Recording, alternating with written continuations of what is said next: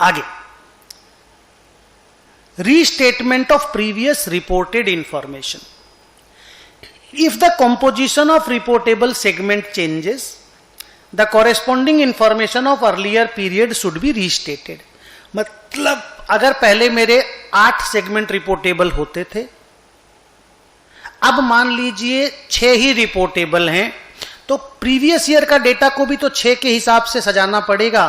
तो वही बोल रहा है previous year data should be restated.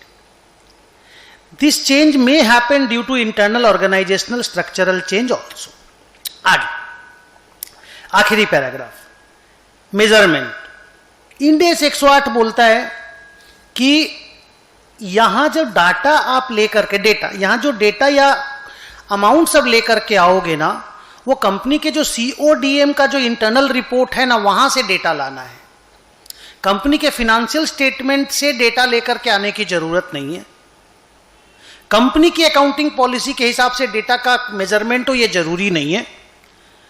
Company का जो इंटरनल मैनेजमेंट चलता है ना, वहां का डेटा से सेगमेंट रिपोर्ट बना लेना जरूरी है. बट नॉर्मली ये देखा गया है कि सीओडीएम भी या सीईओ भी या सीएफओ भी वही डेटा यूज करता है जो कंपनी के फिनेंशियल स्टेटमेंट्स में नॉर्मली रहता है.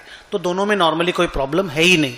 बट स्टिल दिस इंडेस रिक्वायर्स कि भाई सेगमेंट रिपोर्टिंग का डेटा सीओडीएम के इंटरनल रिपोर्टिंग के डेटा से ही लाया जाना चाहिए. सुनना, the amount presented in segment report should be based on measures or accounting policies used by CODM for his decision making. Therefore, there may be differences due to this reason in the figure of segment and enterprise. These differences should be disclosed. However, generally, CODM requires the data using the same accounting policies as is done in the corporate financial statements.